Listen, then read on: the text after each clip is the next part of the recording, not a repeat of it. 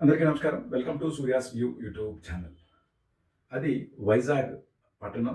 ఆ పట్టణంలో RK beach దగ్గర ఆ బీచ్‌న ఒక పెద్ద హోటల్ ఉంది. అది బీచ్‌కి ఫేసింగ్ చేస్తూ ఉంటుంది. ఆ హోటల్ దగ్గర ఒక బెంచ్ కార్ ఆగింది. ఆ బెంచ్ కార్‌లోంచి ఒక కుర్రోడు దగ్గర దగ్గర ఒక 22, 23 ఏళ్లుంటాయి. ఆ కుర్రోడు దిగాడు. దిగి వెనక్కి వచ్చి ఒక పెద్దాయన్ని ఆ కారులోంచి దింపుతున్నాడు. దింపి మెల్లగా ఒక్కొక్క అడుగు వేసుకుంటూ ఆ బీచ్ దగ్గర ఉన్న రిసార్ట్ దగ్గరికి తీసుకెళ్ళాడు. ఒక కార్నర్ టేబుల్ అంటే అక్కడ సముద్రం కనిపించేటట్టుగా ఉండే ఒక టేబుల్ మంచి వ్యూ. అలాంటి టేబుల్ ఒకటి బుక్ చేసి అక్కడ వాళ్ళ తాత ఆయన, వాళ్ళ తాతగారిని కూర్చోబెట్టాడు. కూర్చోబెట్టి ఆ తాతగారిని అడిగాడు, "తాత నీకేం కావాలి?" అని. అయితే ఆ తాత ఏజ్ అయితే 90 ఏళ్ళు వచ్చాయి గానీ అతను "నాకు మటన్ కావాలి" అన్నాడు. అని మళ్ళీ "వద్దులేరా నేను తినలేను గదా! నాకు పళ్ళు లేవు గదా! వద్దులే" అన్నాడు. "కాదు నీకు మటన్ కావాలి. అంతే గదా!" అన్నాడు. "ఆ!" అన్నాడు. అనగానే ఓ బేరర్‌ని పిలిచాడు. బేరర్‌ని పిలిచి మా తాతగారికి మటన్ కావాలి. ఖైమాలాగా చేసి చిన్న చిన్నగా చేసి మెత్తగా ఆయన తినేట్టుగా తీసుకురావాలి. నీకు ఎక్స్‌ట్రా పైసలు ఇస్తానని చెప్పి అతనికి ఆర్డర్ ఇచ్చాడు. అయిపోయింది. ఈ లోపల అదే బేరర్‌కి ఓకే. అది రావడానికి టైం పడుతుంది కాబట్టి చికెన్ సూప్ తీసుకురా అని చెప్పి అతనికి ఆర్డర్ ఇచ్చాడు. ఒక 5 నిమిషాల వ్యవధిలో ఆ చికెన్ సూపు రానే వచ్చింది. వచ్చిన తర్వాత ఆ అబ్బాయి అంటే మనవడు అతను తెచ్చుకున్న ఒక టవలు వాళ్ళ తాతగారి ఇలా అంటే మనం ఏది పడకుండా మనం వేసుకుంటాం కదండీ! ఒక యాప్రాన్ లాగా అది ఆ టవల్ వేసి తాతగారికి తనే ఒక్కొక్క స్పూన్‌తో ఆ చికెన్ సూపు తాగిస్తున్నాడు. అక్కడున్న చుట్టూరా ఉన్న జనం మొత్తం అతని మీదే కాన్సంట్రేట్ చేస్తున్నారు.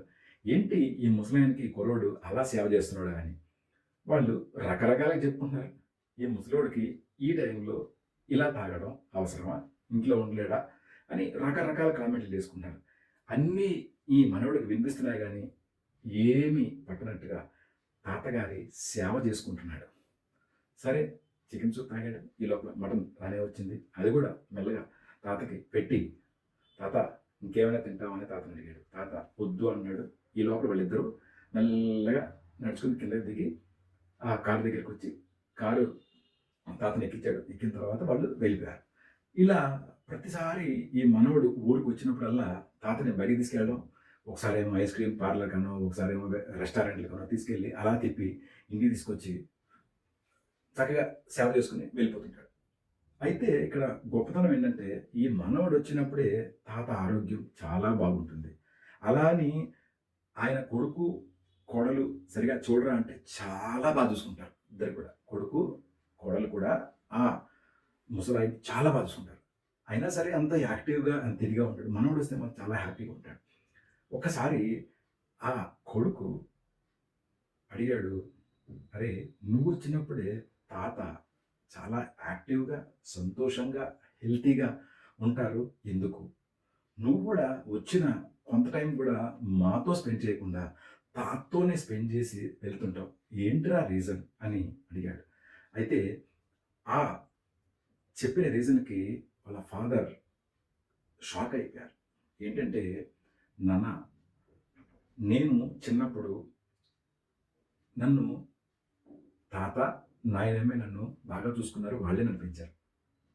నీకు తెలుసు కదా! నువ్వు, అమ్మ చాలా బిజీ మన జాబుల్లో. మీరు జాబ్ చేసుకునే టైంలో అసల నన్ను పట్టించుకునే టైం కూడా మీకు లేదు.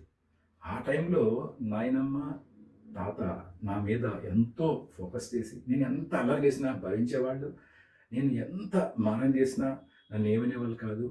నన్ను చాలా బాగా చూసుకున్నారు. చాలా బాగా పెంచారు. ఆ కృతజ్ఞత నేను తీర్చుకునే టైం నాకిప్పుడొచ్చింది. అయితే నేను నాయనమ్మకి చేయలేకపోయాను. చేసే లోపలే ఆవిడ చనిపోయింది. తాతయ్యకి మాత్రం నేను చెయ్యాలి ఆ కృతజ్ఞత. ఆయన రుణం నేనిప్పుడు తీర్చుకోవాలి అని చెప్పి చెప్పగానే తండ్రి కళ్ళల్లో నీళ్లు వచ్చాయి. ప్రతి ఒక్కళ్ళకి ఇంతేనండి. మనకి చేసిన వాళ్ళకి మనం రుణం తీర్చుకునే సమయం ఒకటుంటుంది. అది తప్పకుండా ఆ రుణం తీర్చుకోవాలి. దయచేసి మీ లైఫ్‌లో కూడా ఎవరో ఒకళ్ళు మీకు సహాయం గాని ఇలా చేసిన వాళ్ళుంటారు. వాళ్ళ రుణం తీర్చుకోండి. Thank you. Thank you so much. సర్వే జనా సుఖినో భవంతు.